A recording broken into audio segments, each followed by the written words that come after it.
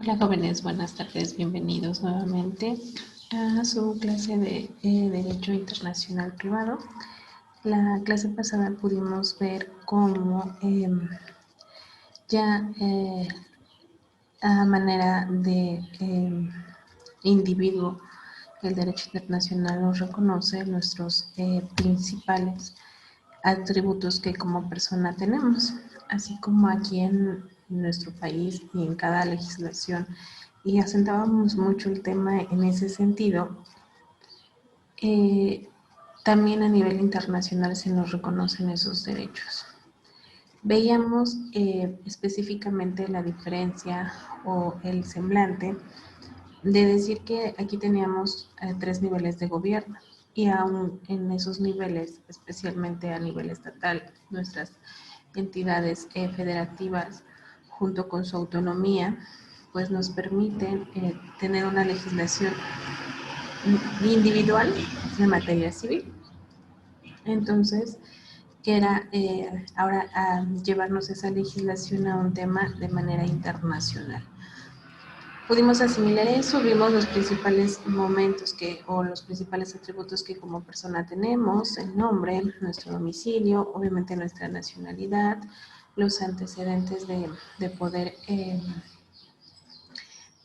seguir con nuestras raíces después de un proceso de cambio internacional.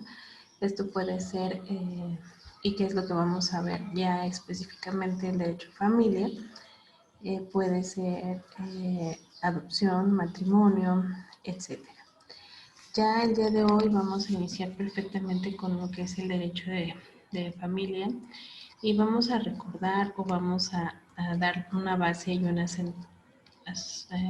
acentuar de manera específica cómo inicia precisamente el derecho de familia, ¿ok?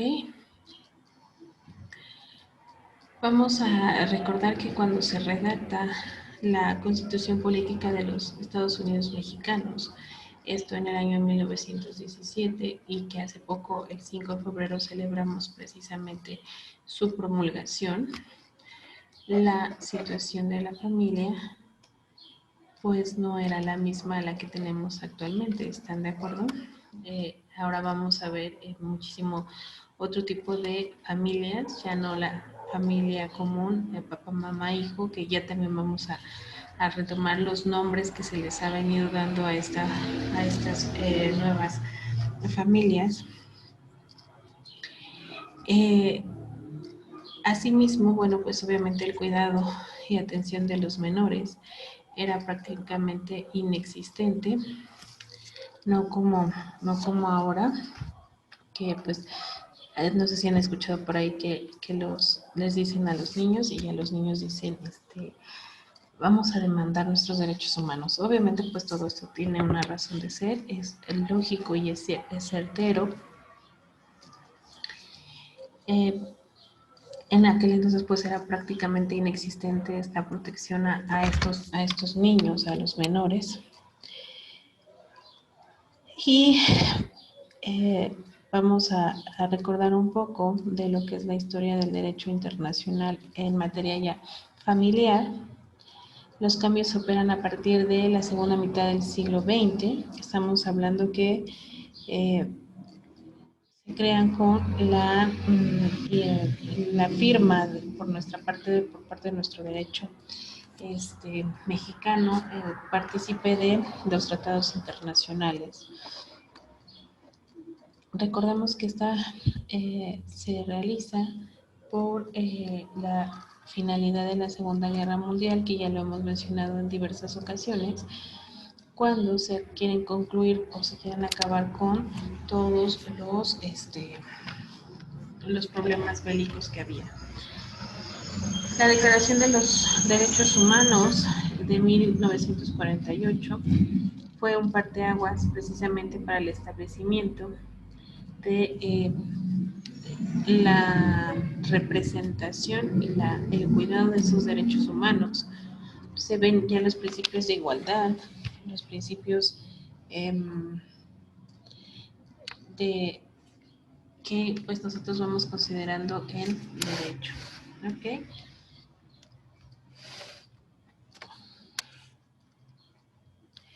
nosotros ya vamos aquí a poder ver que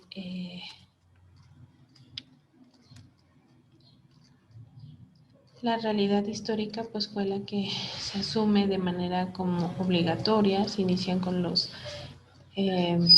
principios de igualdad, dignidad, seguridad ciudadana, discriminación, la lucha por la paz, la igualdad entre niños y niñas, el incrementar un poco el estudio finalmente que se le hacía a esta parte que estaba fuera de, ¿no?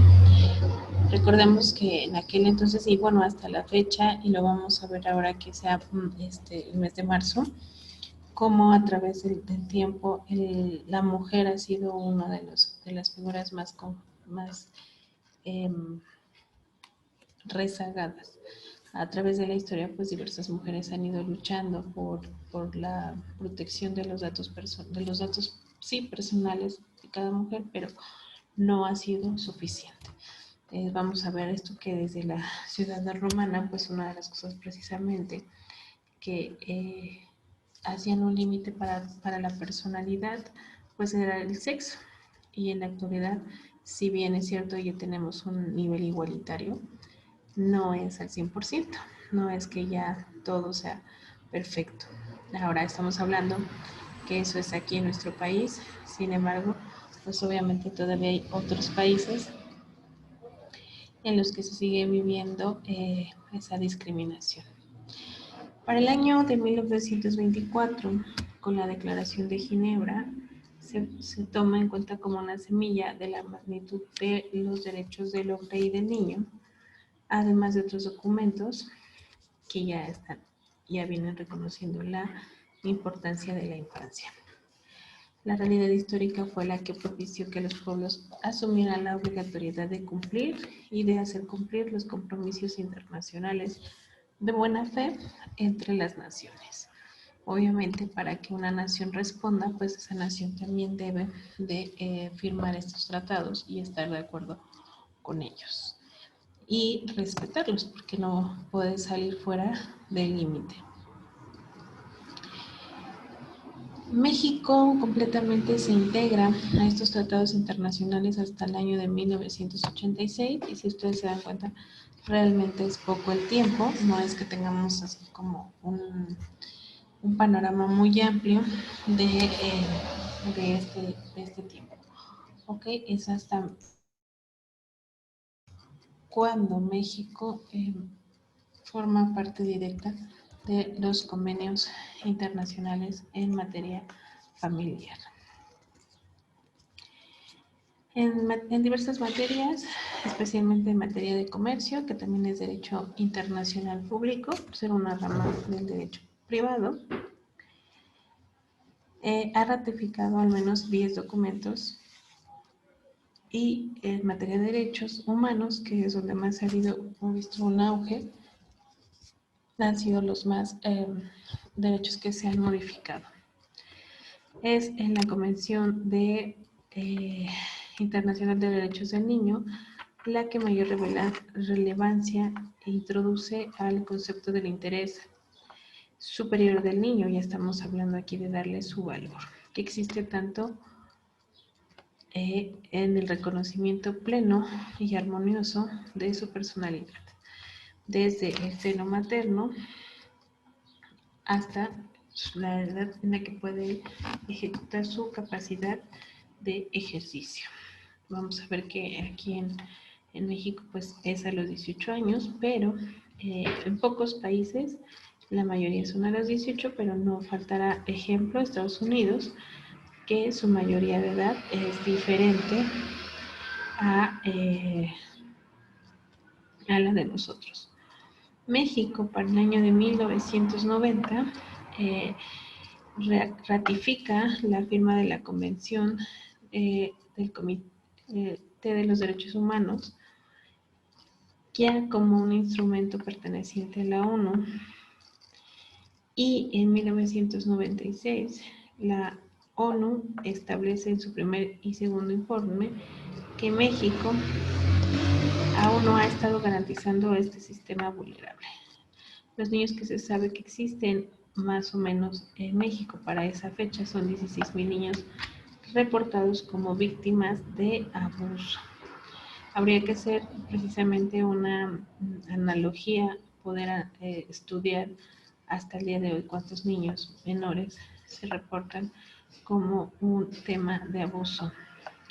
Por ejemplo, ahorita que están en los migrantes, de repente no sé si han escuchado que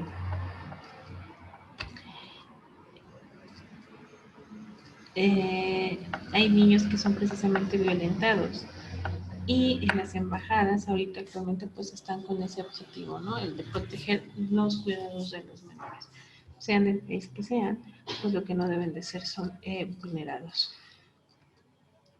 Para esto, aquí en nuestro país se hacen las adiciones necesarias a nuestra constitución política en atención a las recomendaciones que el legislativo retoma de los acuerdos internacionales.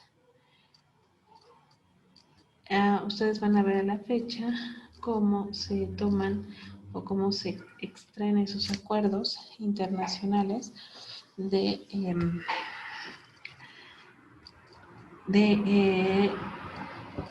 todas estas instituciones, estas entidades, los llaman órganos colegiados, nos mandan a nosotros pues esa intención de que nosotros mejoremos dentro de nuestra normativa, porque recordemos que nuestra Carta Magna pues no puede ser superada por ningún otro documento legal aquí en México, pero sí puede ser modificada o se le pueden ir adhiriendo estas situaciones precisamente como ese interés superior del niño. Porque para el 12 de octubre de el 2011 va a quedar de la siguiente manera la ratificación y dice así: en todas las decisiones y actuaciones del Estado se velará y cumplirá con el interés superior de la niñez, garantizando de manera plena sus derechos. Los niños y niñas tienen derecho a la satisfacción de sus necesidades de alimentación, salud, educación y sano esparcimiento para su desarrollo integral.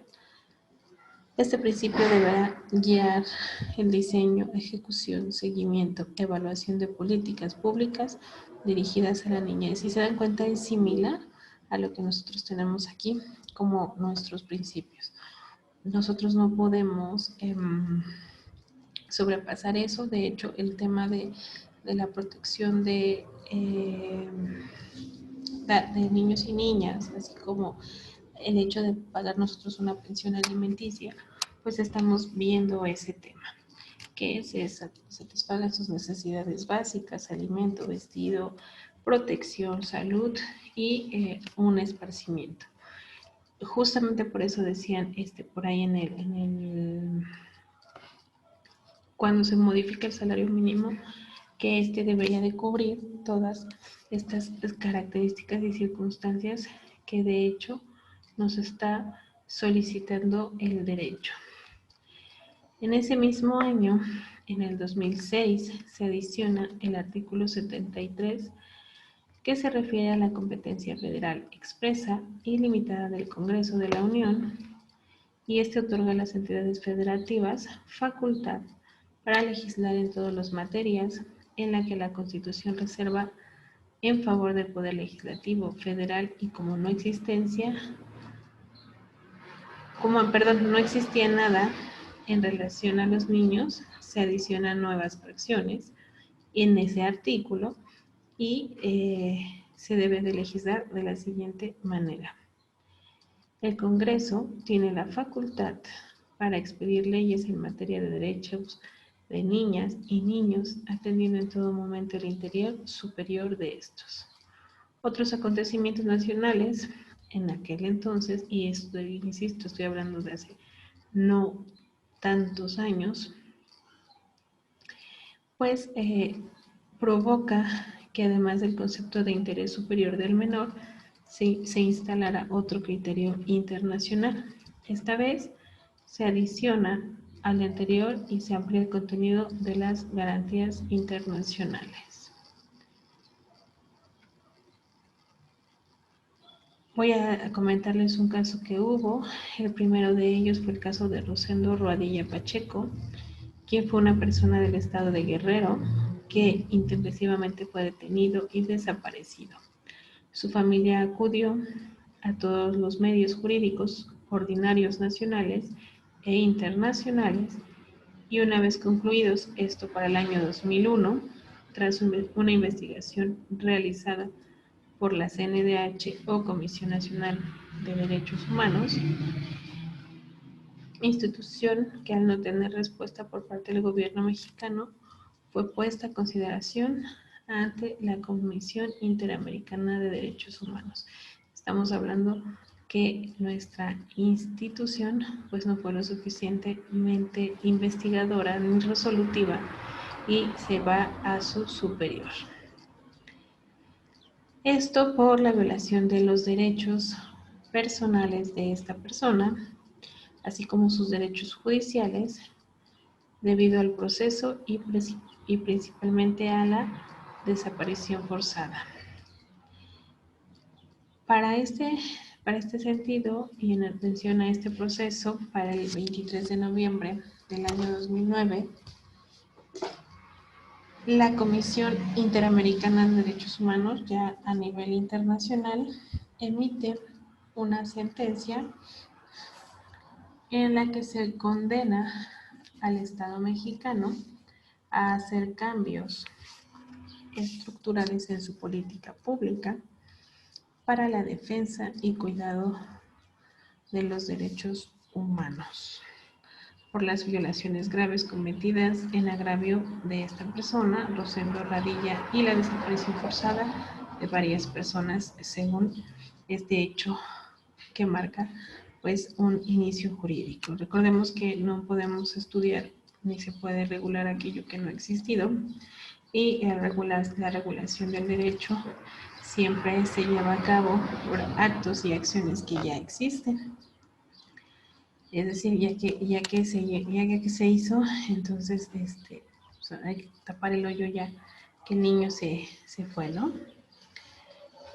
Después de ello, otro acontecimiento fue la desaparición de 72 inmigrantes, esto para el año 2010, suceso que provocó que se adicionara el artículo 102 bis, es decir, ya estamos hablando de otro, y que se creara la nueva ley de migración y su reglamento.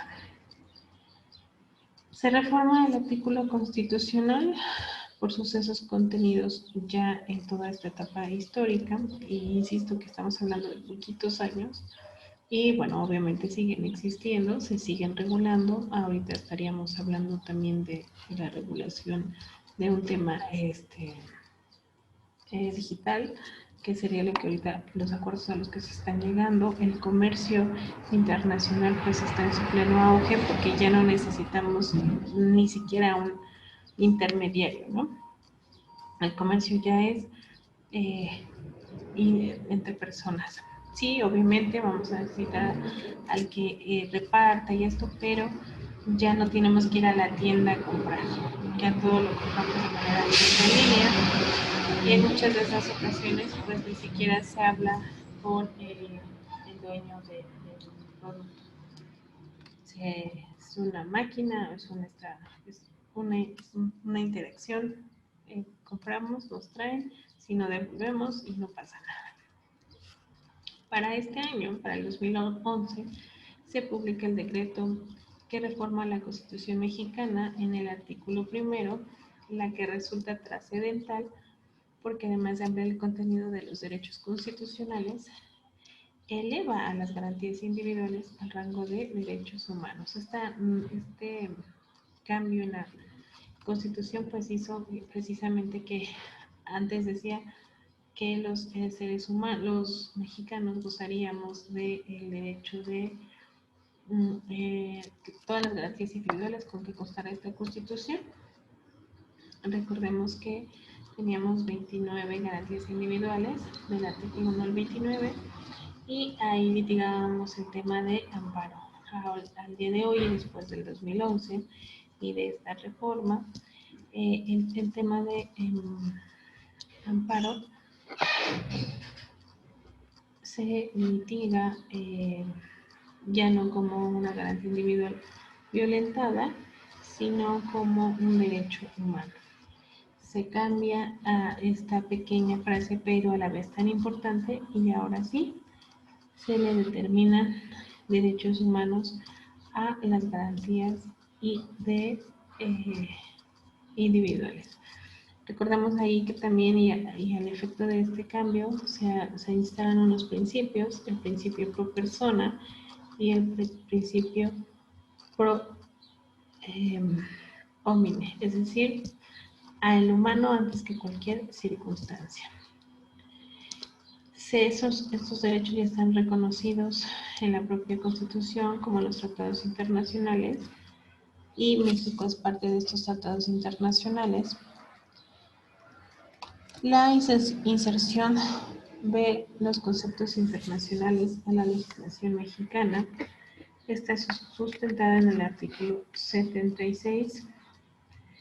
¿Qué dice este artículo? Bueno, pues es la facultad que tienen los senadores de analizar nuestra política exterior. ¿Qué se va a firmar? ¿Qué no se va a firmar? ¿Hasta dónde se nos respetan nuestras garantías y nuestros principios constitucionales? ¿Y hasta dónde se empiezan a vulnerar estos derechos? El 89, fracción 10, faculta a nuestro presidente de la República para hacer política exterior, que es lo que yo les comentaba en algún inicio, algún principio, cuando venían los mandatarios de otras naciones. Y bueno, que el presidente es quien nos representa ante esos acuerdos, y él es quien nos da esa facultad de poder decidir que sí o que no. ¿Quién?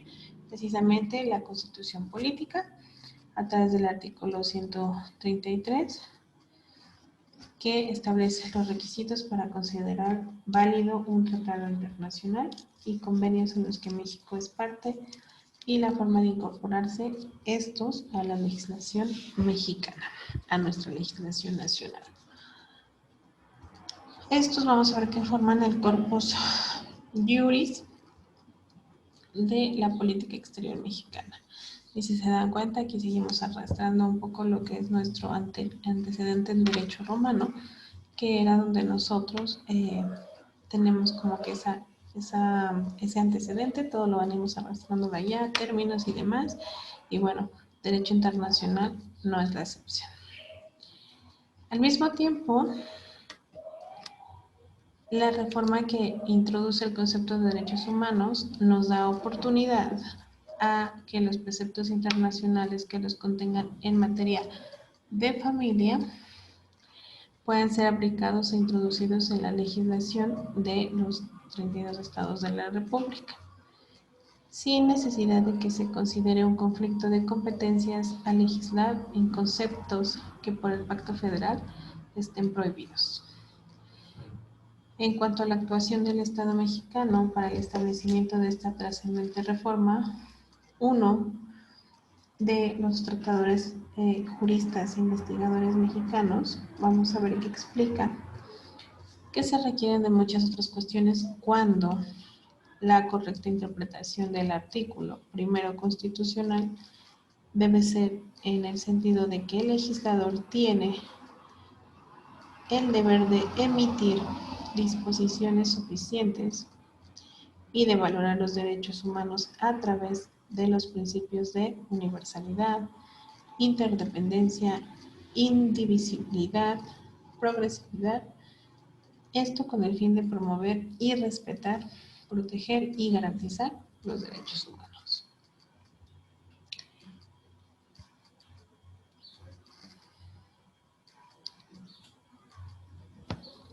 Y al referirse a las reparticiones que establece la Comisión Interamericana de Derechos Humanos, conforme a los convenios internacionales, dice que se debe buscar una interpretación más favorable a la persona que haya sido afectada o violentada en sus derechos humanos. Ahorita hay un caso, no es derecho internacional privado, porque es un derecho, es un tema de derecho penal, pero es un caso muy sonado y es real, de una persona que estuvo detenida por 15 años sin una sentencia.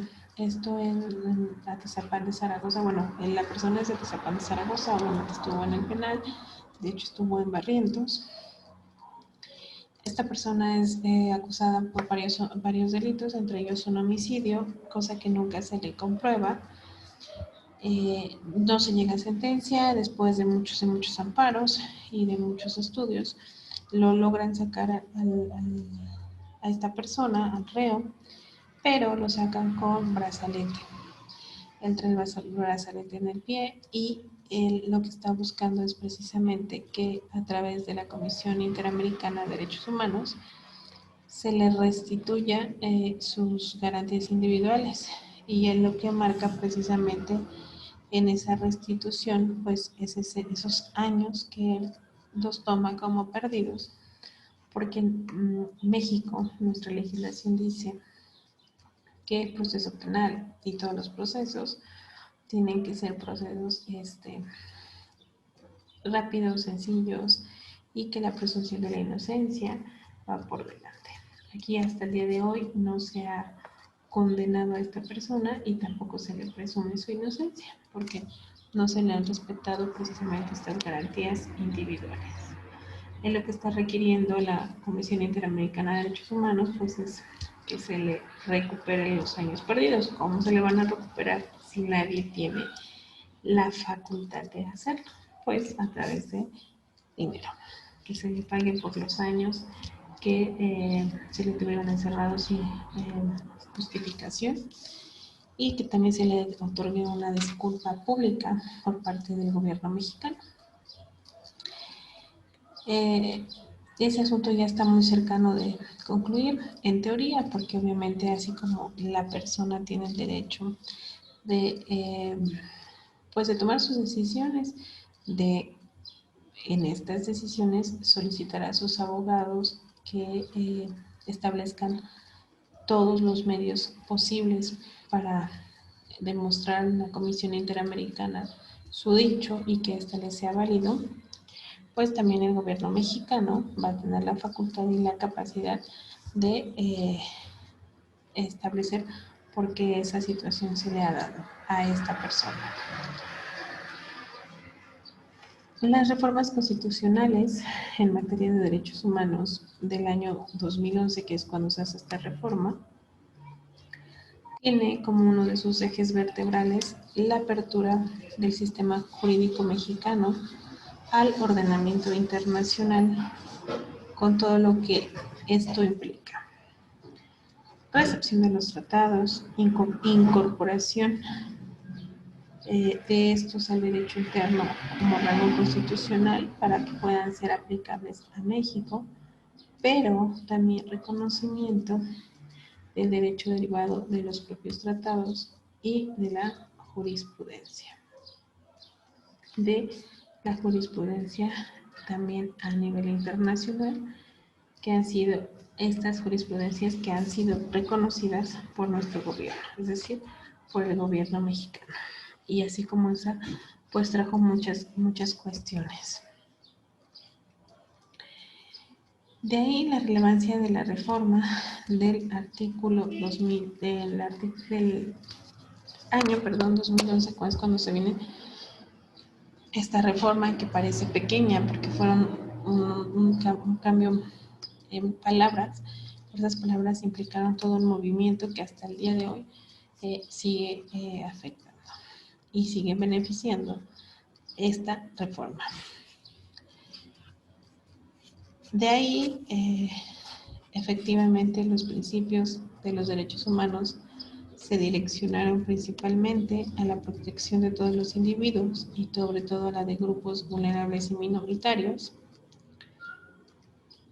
Y vamos a ver que los menores que forman parte de la familia pues se encuentran dentro de estos grupos o de este sector llamado vulnerables. ¿Por qué vulnerables? Pues porque no pueden ejercer por sí mismos su protección de derechos. Van a necesitar de un adulto, llámese como se llame, papá, tutor, Estado, para que se les protejan este interés superior de ese menor. Por lo tanto, este principio pues ha generado diversos y dispersos conceptos al alcance de uno solo. Esto en diferentes tribunales, en diferentes doctrinas. Cuando se han suscitado y se han necesitado estos conceptos de traerlos, se les va asignando un contorno de mayor amplitud, en tanto que otros se subordina al interés general, el interés individual, el interés familiar y obviamente el interés general. Para eso vamos a ver nosotros que hay diversos estudios sobre el tema que identifican este interés superior del niño con respecto a los derechos fundamentales de la niñez. Sea cual fuera la posición que estos tuvieran o cómo se sumaran, lo cierto es que este mejor interés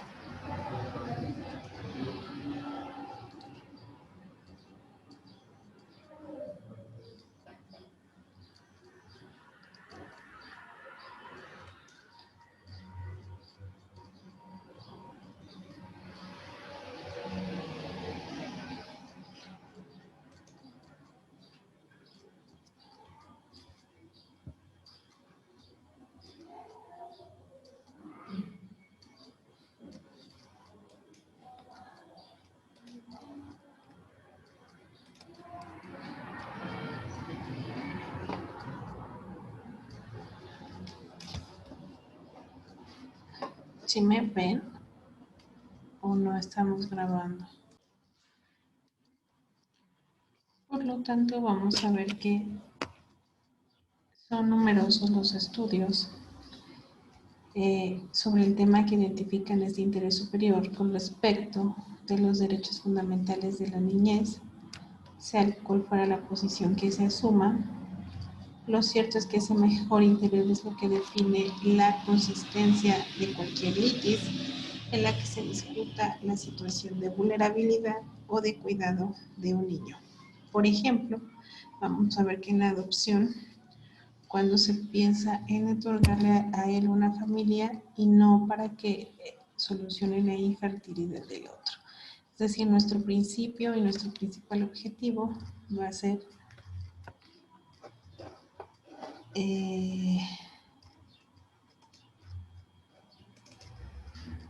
¿sí están viendo la presentación, chicos?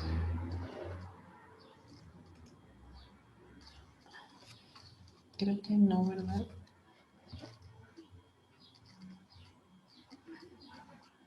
Ah, sí. Bueno, nuestro principal objetivo en el derecho internacional va a ser precisamente que el menor, en este caso, sea quien adquiera una familia y no que la familia adquiera un hijo. ¿A qué me refiero con esto? Se va a buscar la protección del menor en todos sus ejes.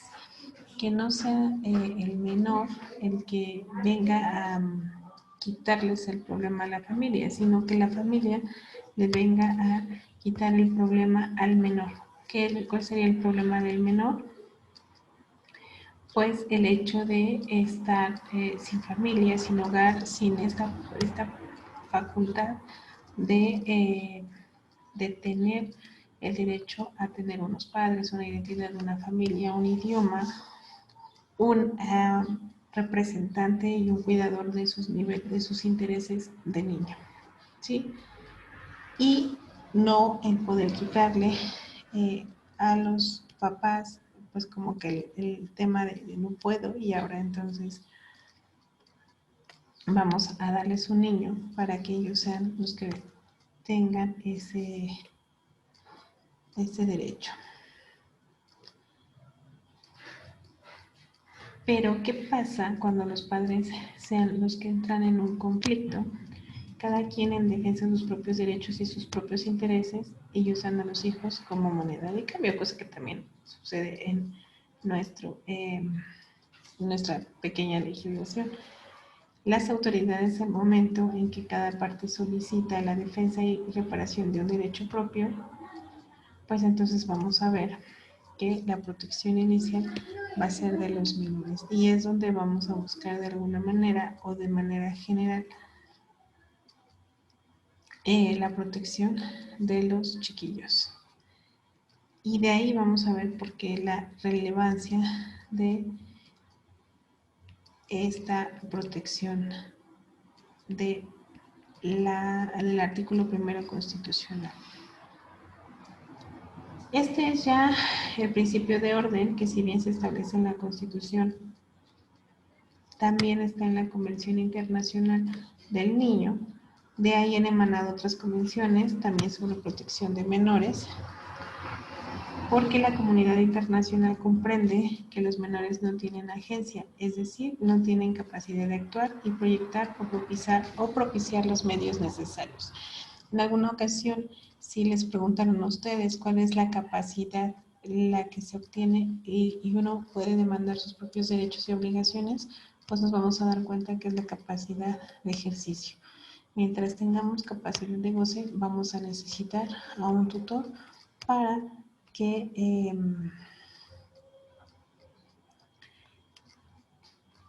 nos haga valer esos derechos. Por eso es que los menores necesitan y se les procura tener una familia a nivel tanto local, estoy hablando de México, que hay el tema de las adopciones, como a nivel internacional esta protección.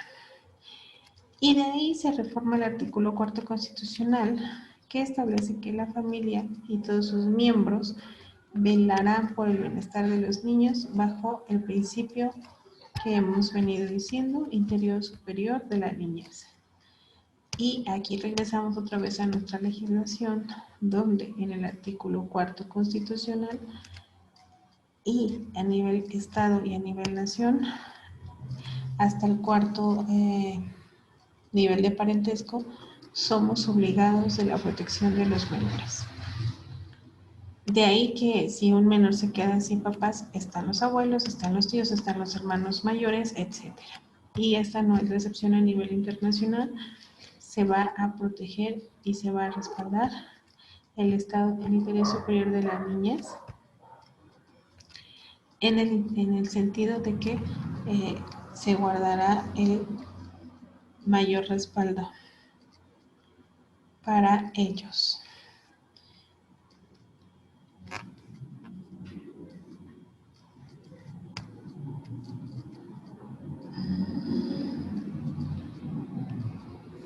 Después de esto, hay un análisis del tema del cuidado de los niños que debe impartir del motivo por el cual los derechos humanos.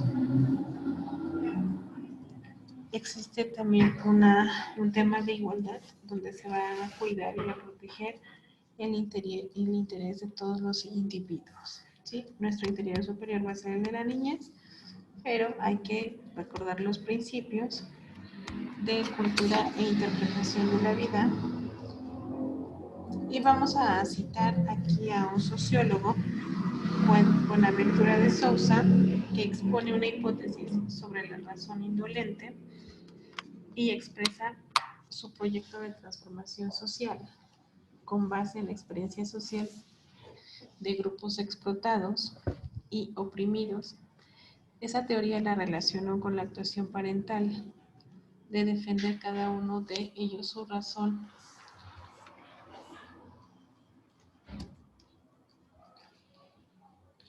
Esto a qué se refiere: el aparente consenso sobre la universalidad de los derechos humanos disfraza una realidad el hecho de que estos constituyen un campo de luchas materiales y simbólicas, un espacio de tensión y conflicto atravesado por relaciones sociales e intereses divergentes.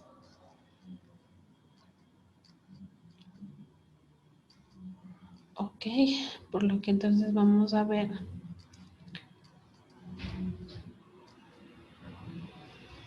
que estos tratadistas empiezan a asimilar el futuro del menor, no nada más su presente, porque también es bien cierto. En este nivel estamos quitando el conflicto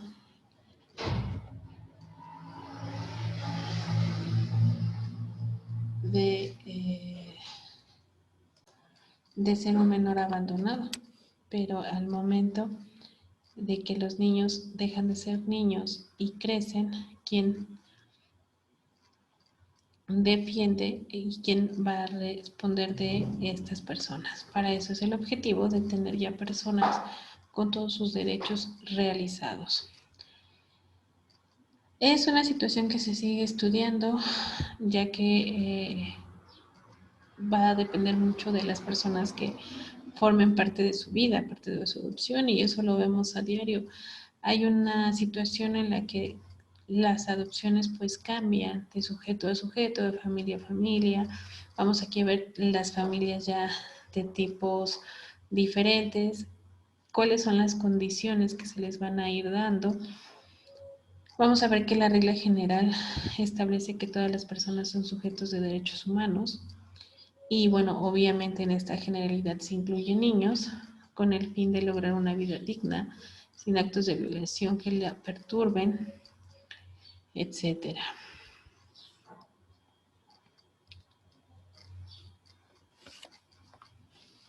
El tema de la familia es uno de los mayores relevancias en el derecho internacional público, tanto el derecho sustantivo interno como el internacional privado han procurado asegurarle a la familia una estabilidad a pesar de la diversidad de órdenes jurídicos que pudieran ser los reguladores en un caso concreto.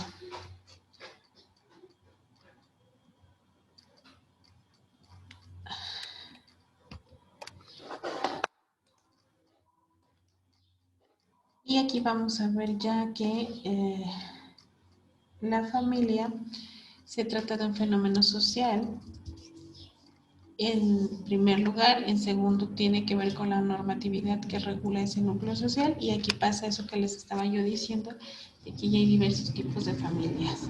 El estudio de la familia y del derecho que fijan sus normas no es una tarea sencilla y depende del lugar, reflejan sus realidades con profundidad. Cada sociedad genera sus propias leyes de familia y aquí lo vamos a ver desde una tradición de un municipio, no es lo mismo que a otro municipio, no es lo mismo que a otro estado, a pesar del mismo país, y por ende pues no van a ser lo mismos entre naciones diferentes. Esto de acuerdo con sus costumbres y cultura, por lo que suelen ser diferentes de país a país. Sin embargo, en ocasiones la normatividad en materia familiar es impuesta a través de un código, como los mexicanos que copiaron el código francés y por lo tanto instituciones y conceptos suelen no coincidir con la realidad. Esto si nos vamos nosotros a el estudio de los antecedentes del derecho familiar, cómo nosotros fuimos haciendo ese cambio. La familia más pequeña la vamos a conocer como familia nuclear. Suele considerarse únicamente a la pareja monógama, hombre y mujer, que convive con sus hijos, sería una familia nuclear, o en otros lugares a la polígama, un hombre y varias mujeres, eso también va a depender de otros países y otras culturas, a la poliándrica, una mujer y varios hombres, y en algunos países actualmente a la pareja homosexual o a las familias homoparentales, llamen que ahorita, pues, por ejemplo, este tema, simplemente aquí en México, en nuestro país, para el Distrito Federal, ya se pueden hacer este tipo de adopciones homoparentales, dos papás o dos mamás, y en otros países apenas está avanzando con esto, en otros estados, perdón, apenas también aquí en el Estado de México se aceptó el matrimonio entre dos parejas del mismo sexo. Realmente es un tema que vamos ahí como lentos, pero que vamos avanzando y así tiene que existir en pues en todos los estados de la República. Es complejo, y yo les digo y les hago hincapié en este sentido. Nosotros cuando vamos a lo que se podría denominar los estados más separados de la zona metropolitana, son los estados que tienen mayor conflicto en adaptarse a este nuevo tipo de situaciones de familias. ¿Por qué? Bueno, a lo mejor por sus antecedentes tanto culturales, tanto religiosos como tradicionales. Es complejo hacer ese nuevo cambio y ahora también hay que, así como está al principio, donde los niños tienen que ser primero, pues también está el de ahora cómo se les va a dar ese valor a esos menores. Sí, en ese nuevo tipo de familias, cómo es que se le va a proteger junto con todos los principios que estábamos mencionando hace un momento a esos menores. ¿Cómo se les va a dar una vida digna, un ejemplo correcto? Bueno, esto se regula primero, se regula el derecho de la persona, derecho a su libre expresión sexual y a sus libres decisiones. Y ya ahora, cómo nosotros vamos a dar el paso para que se creen y se fundamenten esas familias ya de diversas circunstancias. Es complejo el tema. México va avanzando, hay países mucho más avanzados, pero hay países también que son más resilientes a esto, ¿ok? Y regresando a el tema de la protección del niño, aparte de la inserción de este concepto, se garantiza el desarrollo integral y una vida digna a través de las mejores condiciones materiales y satisfactorias, que es donde se le propicia a los niños una vida plena en el ejercicio de su vida. Ahora, ¿quién va a ejercer esa vida o a través de quién? Pues de quienes ejerzan la patria potestad. El interés superior del niño lo encontramos aplicado al ejercicio de la patria potestad. La patria potestad se va a tener a través del parentesco inmediato. Recordemos que hay varios tipos de parentesco. En este caso, el parentesco, pues por afinidad, que sería el tema de adopción. Y la Suprema Corte realiza un amplio estudio de protección para las personas que son de carácter vulnerable. Y vamos a ver una jurisprudencia que dice que el Estado conforma un sistema de protección de sus derechos y obligaciones respecto de los menores incapacitados, mujeres y adultos mayores, y de sus bienes materiales e intermateriales, cuya observancia alcanza el rango de orden público y de interés social. Todas estas consideraciones vienen a colación para reflexionar que no basta el discurso del uso y aplicación de derechos humanos o del interés superior del niño, porque es evidente que los menores siguen siendo seres sin voz. Y su dignidad, continúa en las manos de padres más que en los niños. Debemos abrir e implementar las normas jurídicas y ampliar la dignidad jurídica de los niños hasta donde sea necesario para establecer los derechos humanos de los niños, haciéndoles ver a sus padres que necesitan vivir con armonía y con seguridad. Si a veces, seamos honestos, ni en ¿cuántos de nosotros no hemos visto a niños que los agreden o a vecinitos que no son hijos queridos o amados? Inclusive niños que a estas alturas de las circunstancias de la vida en este siglo, pues no tienen lo que son los niveles de primaria o no están estudiando en la escuela. Entonces, nosotros siempre vamos a tener la facultad de poder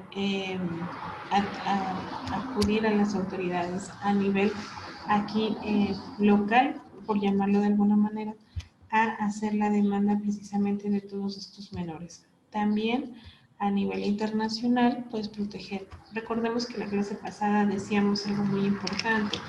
El derecho internacional promueve que de ese lugar de donde venimos se respeten nuestros antecedentes, nuestra historia, la familia en la que nosotros estuvimos. No tiene que ser necesariamente que te adoptan de un país a otro y te olvides de tu historia, de tus rangos, de tus tradiciones. Parte de la protección de los menores, pues es ese tema, proteger tanto sus antecedentes, y ya lo decía el autor que estábamos citando, de ahorita, porque dice una frase muy certera por ahí, ¿no? Los niños son el futuro, pero es el futuro que queremos darles. Y creo, si no me equivoco, yo ya les ponía el ejemplo aquí de simplemente aquí en México, como cuando se empieza a hacer la reforma del lenguaje, de todo esto, acuden a los pueblos indígenas aquí y llegan y se les dice que querían quitarles sus lenguas. Creo que sí, ya se los comenté. Posterior a ello, vuelven a regresar, decían unas personas, y que ahora siempre se quieren sus dialectos. Entonces, aquí el objeto no es quitarles sus antecedentes a los menores, simple y sencillamente darles una nueva y mejor vida, pero sin limitar sus raíces históricas, sus raíces de tradición, de cultura, de idioma, de familia, pero sí vamos a proteger por y sobre todas las cosas el interés de los menores.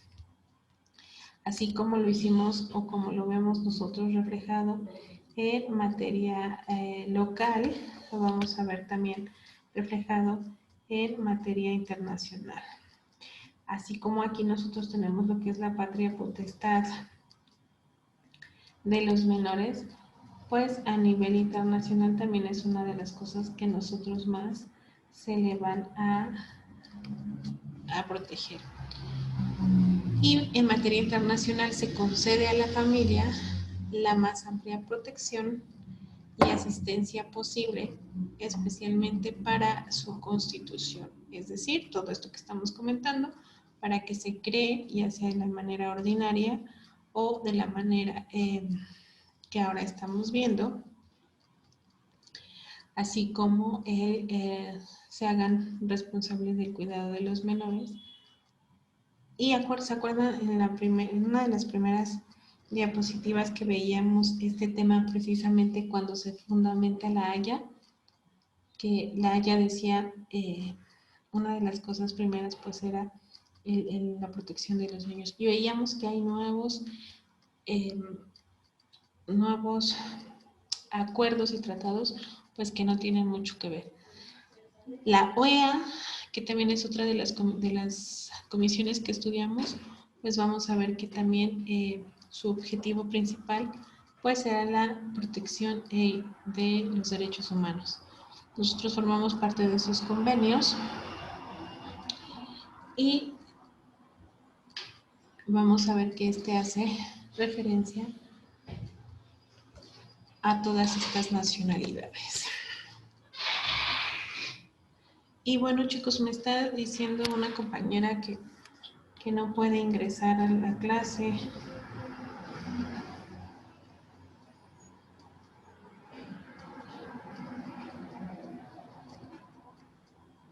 No sé por qué pasa esto, pero